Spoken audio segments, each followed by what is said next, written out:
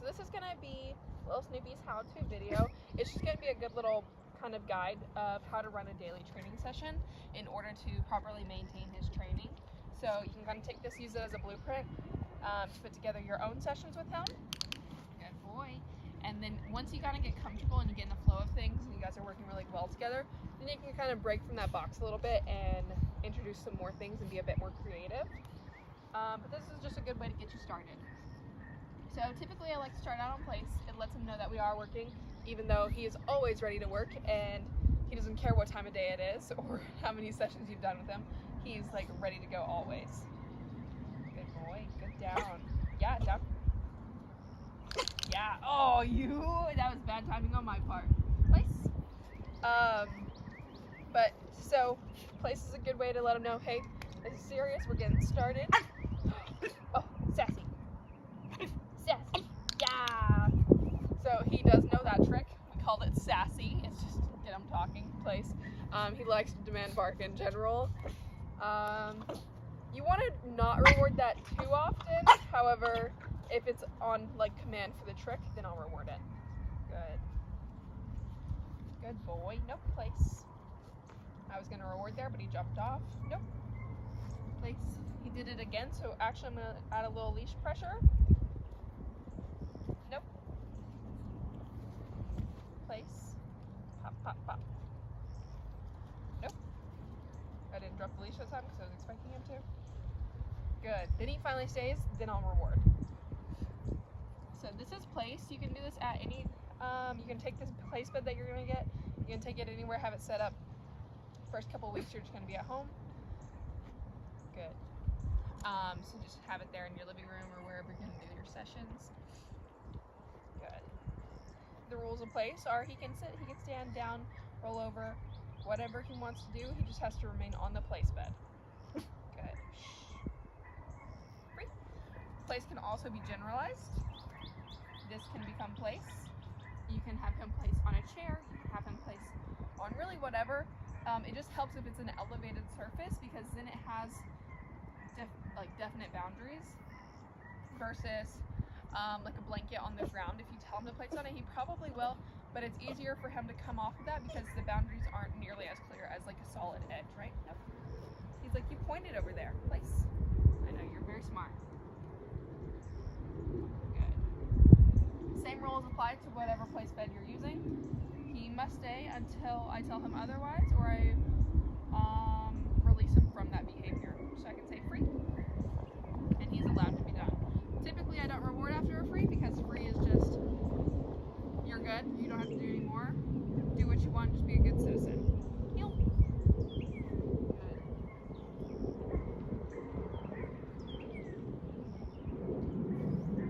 Heel is just a stay command relative to me. Heel. I want him to stay in line with this little box beside my leg. I didn't really want him to get close. Typically you'll see him fade out a little bit, and that's just because he's trying to look at you in the face. He wants to see you, he wants to know what's going on exactly. So sometimes he'll fade out and be looking up at you and he's not even aware of the fact that he's like way out here, right? So I always want to reward right here by my knee to really encourage him staying in close. I can use little leash pops to bring him in if I need to, and then just reward. He heals really, really well for his age. No other puppy his age is this intense and this focused, so it's pretty awesome to see. Down. You got it. Down. Down. Down. No, not sassy. No, not sassy. Not sassy. Oh. Oh. He's a character and he makes you like, he negotiates a good bit, but he does it using humor. So it's almost convincing. Don't let him negotiate. Yes, thank you. So I just waited him out. Finally offered it. As soon as he offers it, I'm gonna reward. Snoop. Good boy. Down. No. No. Down. Down. Down is his least favorite. He offers it a lot on place because he's more comfortable doing it there. He does not like doing it on the grass or on the dirt.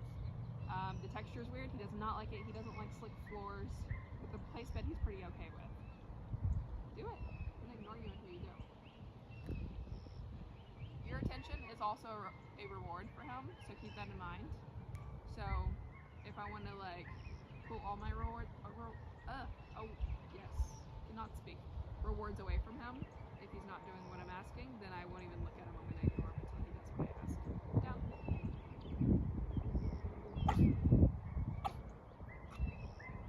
Thank you. So he knows it very well. That's his least favorite. Place. Yep. You gotta go, place. You can, place. There you go, good boy. Yes. Yeah, place.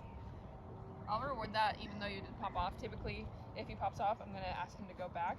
Right there. Nope, place. I did end up rewarding anyways, because keep in mind he is a puppy still, right? He's very much so still a baby. So I'm gonna have some grace in some areas, especially when there's heavy distractions or the environment is a little bit tough. So, thank you.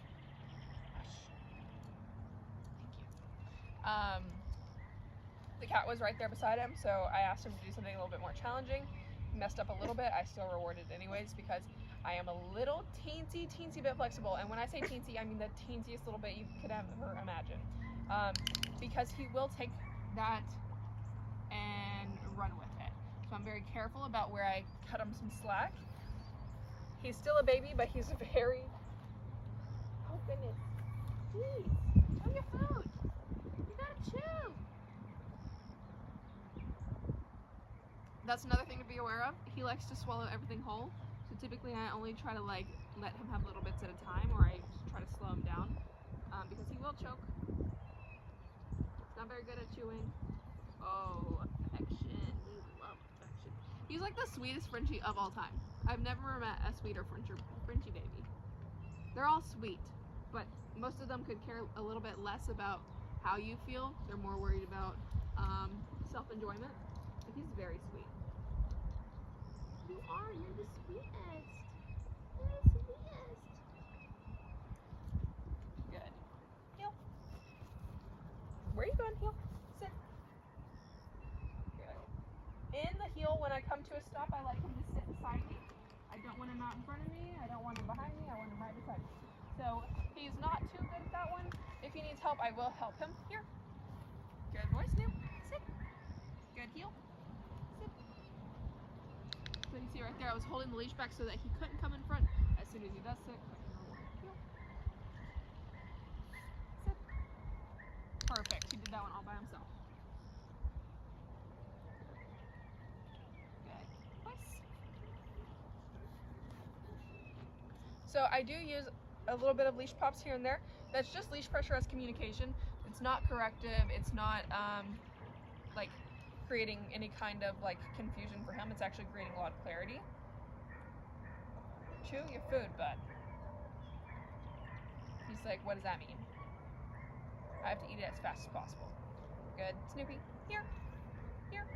So little leash pop, helping him. Here. Yeah, there you go. Good. And you'll notice my voice almost always stay very neutral, except for when I want to celebrate. So if he's struggling and he finally finds success, I'll actually bring in a little bit of like cheerleading. Good. And I'll get really happy and talk to him like this. And that's the only time my voice breaks neutral.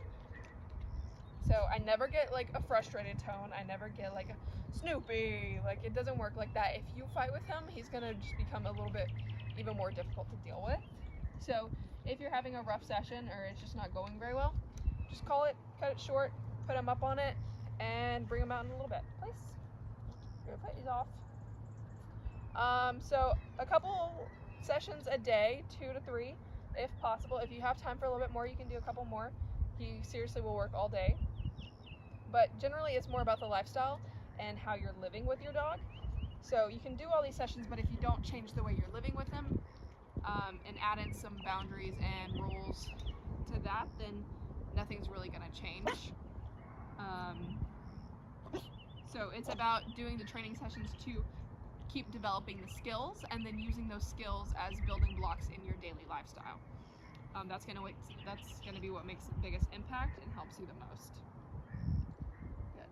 So you create your skills and then you use them in life to help build the life that you want to live. So, good. He very easily will become a spoiled little brat. He has that tendency. He has a little bit of a king mindset. So he can be spoiled, and we want to give him all the love possible, but also there are some rules in life, and you don't just have freedom in everything, right? We still want it to be fun. We want this to be very enjoyable. We want it to be a good bond and partnership, but also there's a time and a place where rules and boundaries are a big deal, right? Ooh. So like I said, couple sessions a day. Honestly, 6 to 10 minutes in that range is all you need for a session. You want to end your session right at the peak of place. You want to end your session right at the peak so that when you end it, you call it, you're like, woohoo, that was so awesome, way to go. We put him back up.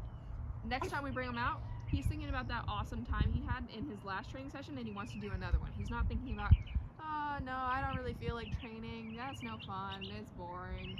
We want it to be good time, lots of fun, but also we're challenging in very constructive ways and helping him build on each session. Yeah. Oh. Good boy. Yeah, bud. Yeah, bud. That's pretty much everything. I can't really think of much else. He's a very easy dog to train, but he will get away with what he can, so don't let him get away with too much because he's going to use it. You're going to give him an inch and he's going to take it like 17 miles, not just 5. So be careful about that. Just be very aware of how he's responding to things and what he's taking from the situation, not just what you're trying to do for him.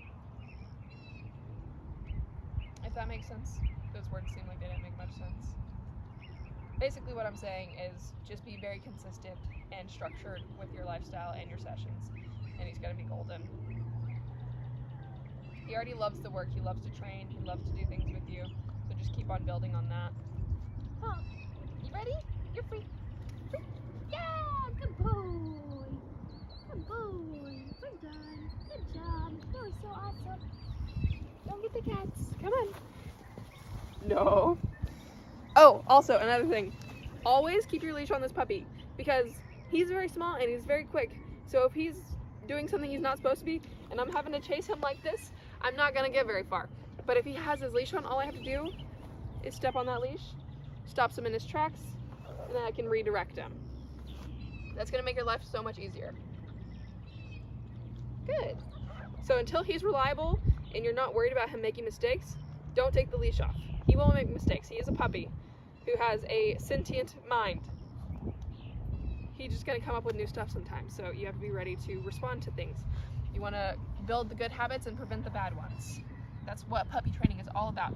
It's not about reliability, it's about building good, fun habits that he enjoys with good obedience that he likes to do with you and he understands very well. Yeah. Yeah.